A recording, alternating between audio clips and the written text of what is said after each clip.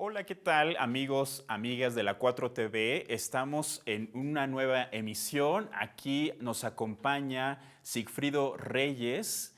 Ha sido el presidente de la Asamblea Legislativa en El Salvador. Te doy la bienvenida, Sigfrido. Muy buenos días. Muy buenos días, Eduardo. Un saludo para ti y para toda la audiencia de la 4TV. Es un gusto estar nuevamente con ustedes. Sigfrido, danos un contexto muy puntual de lo que está ocurriendo en este momento en tu país frente a la cercanía de las elecciones en 2024, las elecciones presidenciales, por supuesto. En El Salvador se ha desmantelado el sistema democrático y el Estado de Derecho, de parte de un régimen que yo lo califico como neofascista, un régimen extremadamente represivo, populista, demagógico y a la vez corrupto. Un régimen que busca a toda costa perpetuarse, violentando la Constitución y buscando la reelección presidencial de una manera absolutamente fuera de la Constitución. La Constitución de El Salvador, desde que somos república en 1841, repetidamente ha prohibido la reelección del presidente de la República. Tanto es así que diversos artículos de esa Constitución señalan prohibiciones específicas y sanciones específicas, y a la vez obligaciones específicas del mismo pueblo ante una situación de reelección.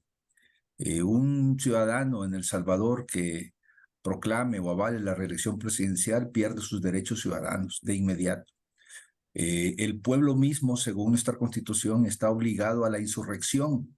No es que tenga derecho, está obligado a la insurrección si el presidente de turno intenta prorrogar su mandato. El Congreso está obligado a destituirlo. En fin, hay una serie de prohibiciones en el articulado constitucional que le cierran el paso.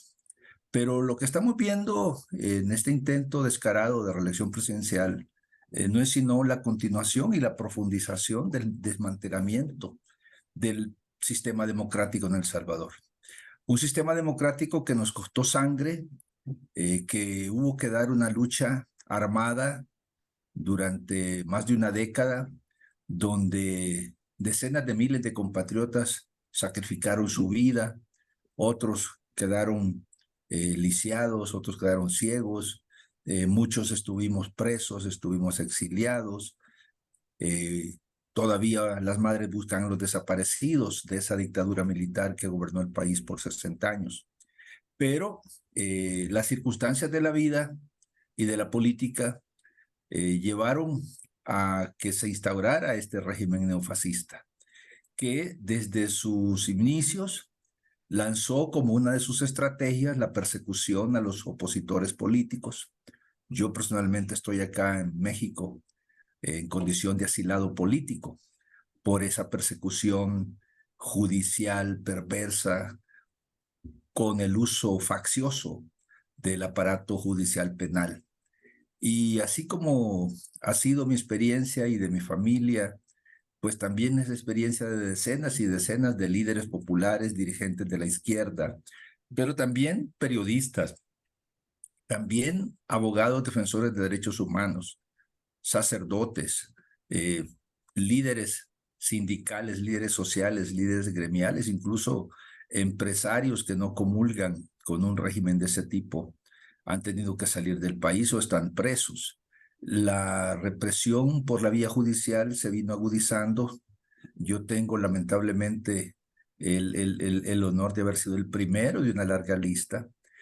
Cuando se utilizan los tribunales y las fiscalías para montar casos sin ningún fundamento, sin ninguna base en la ley, mucho menos en la realidad, con el fin de eliminar de la escena a los opositores políticos más destacados.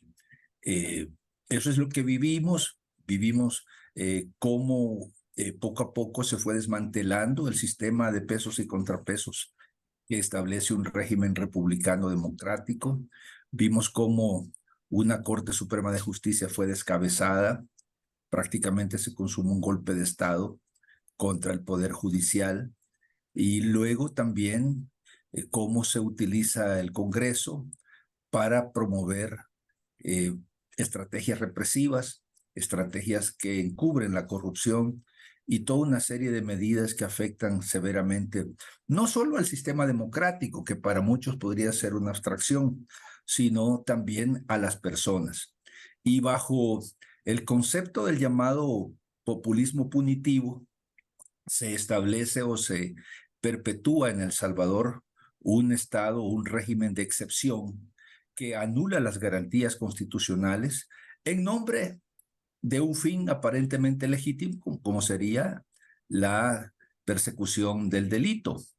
Pero de un estado de excepción volvemos o nos llegamos a un estado permanente de excepción, donde las garantías judiciales son suspendidas, los derechos humanos son prácticamente vulnerados día a día, donde El Salvador lamentablemente se ha convertido en el país con más personas privadas de libertad en el mundo.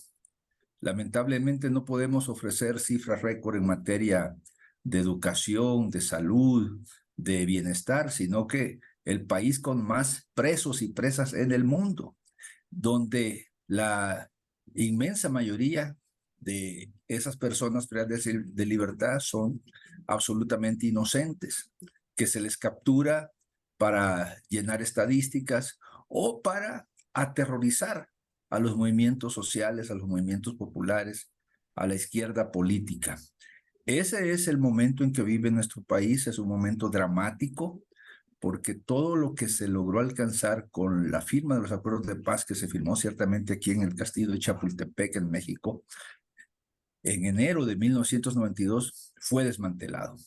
El pueblo vive en un estado de terror y en medio de ese estado de terror, pues se pretende consumar este crimen contra la democracia, contra la Constitución y contra los intereses del pueblo salvadoreño.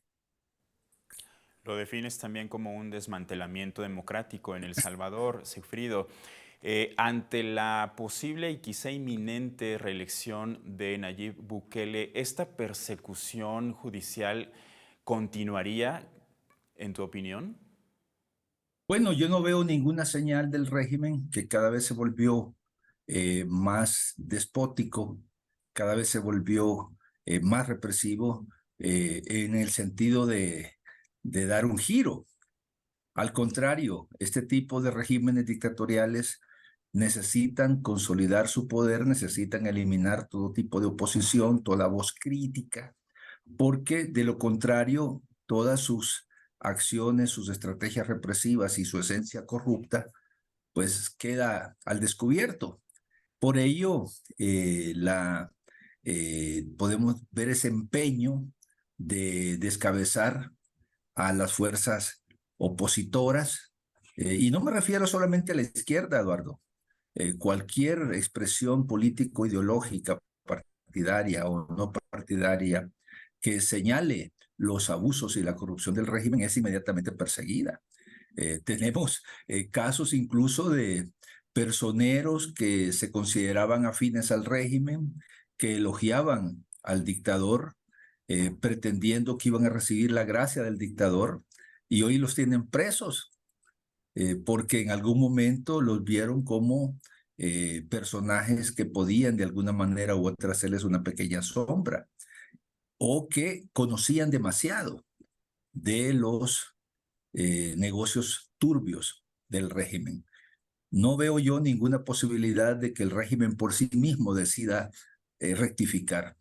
Creo que se demandarán muchas luchas populares, mucha solidaridad de los pueblos de América Latina y del mundo para que un régimen de esta naturaleza llegue a su fin más temprano que tarde. En este sentido, pasemos a ese bloque latinoamericano, Sigfrido, si te parece, en el sentido de que tú cómo percibes las voces de América Latina respecto a lo que está sucediendo con El Salvador.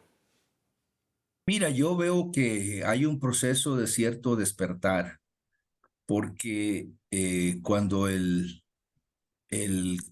que encabeza este régimen represivo llega al gobierno, lo hace de una manera u otra rodeado de cierta expectativa de que era un personaje novedoso en la política, que traía ideas frescas, pero toda esa ilusión rápidamente creo que se les resquebrajó a aquellos que tenían ese tipo de expectativas. Y poco a poco América Latina y el mundo han ido descubriendo la real esencia de este régimen político neofascista. Han habido mandatarios muy destacados, creo que puedo subrayar particularmente el caso del presidente Gustavo Petro, quien ha señalado claramente y ha puesto al descubierto toda esta estrategia hiper represiva que busca solucionar con cárceles los problemas sociales y que ha convertido a El Salvador en la cárcel más grande del universo, más que Gaza, porque apelando a instintos primarios del ser humano, trata de poner el concepto de la seguridad como el fin último y único del Estado. Y para ello, pues se tienen que tolerar y aceptar socialmente la violación sistemática cotidiana de los derechos humanos de decenas de miles de personas. En este estado de excepción han sido asesinadas en las cárceles de El Salvador más de 200 personas. Por lo menos 20,000 personas está comprobado que no tienen ni la más mínima relación con grupos criminales. Vivimos la política del espectáculo punitivo. Vemos cómo el régimen se ufana de castigar a criminales, pero al mismo tiempo sostiene y ha sostenido por años relaciones carnales con los grupos criminales. Nada menos la semana pasada fue capturado acá en México uno de los líderes de esos grupos criminales, de apellido Canales Rivera, con un alias de El Crook, buscado por las autoridades de los Estados Unidos de América, así como buscan a una docena más de cabecillas de estos grupos para un juicio criminal que se ha abierto en el distrito este de New York, donde las autoridades del Departamento de Justicia de Estados Unidos presentan ante el juez una acusación por una serie de delitos, incluyendo tráfico de drogas, terrorismo, tráfico de armas, contra los cabecillas de estos grupos. ¿Pero qué revela la investigación? Pues revela que el actual régimen que gobierna El Salvador está coludido con estos grupos. Y este individuo que fue capturado acá en México y que fue extraditado casi de inmediato a los Estados Unidos, pues estaba cumpliendo una sentencia de 40 años de prisión y los personeros del régimen, de manera subrepticia, lo sacaron del centro penal, lo escoltaron hasta Guatemala con protección del Estado y pues ya de ahí este individuo logró llegar a México, eso aproximadamente unos 2 años. Entonces la causa abierta en el Distrito Este de Nueva York establece de manera precisa, clara, cómo el gobierno de El Salvador, que dice combatir a las mafias, tiene estrechas relaciones y pactos con ellos. Y parte de esos pactos es justamente la no extradición, el trato en condiciones, casi diríamos, palaciegas a los líderes de estas pandillas. Mientras tanto, recibe de parte de ellos apoyo electoral. Se ponen de acuerdo en bajar las cifras de homicidios, aunque los homicidios en los hechos no han bajado, sino que aumentaron los desaparecidos. Una situación pues que estadísticamente se puede comprobar. Entonces, esa es la naturaleza del gobierno que se ha instaurado en El Salvador, que vive o trata de proyectar una política de espectáculo. Bueno, tanto es así que estos días están llevando al país un espectáculo, el espectáculo que le llaman Miss Universo, pagando decenas de millones de dólares decenas de millones de dólares en la vieja usanza neroniana de que al pueblo hay que darle pan y circo, pero cada vez más circo y cada vez menos pan.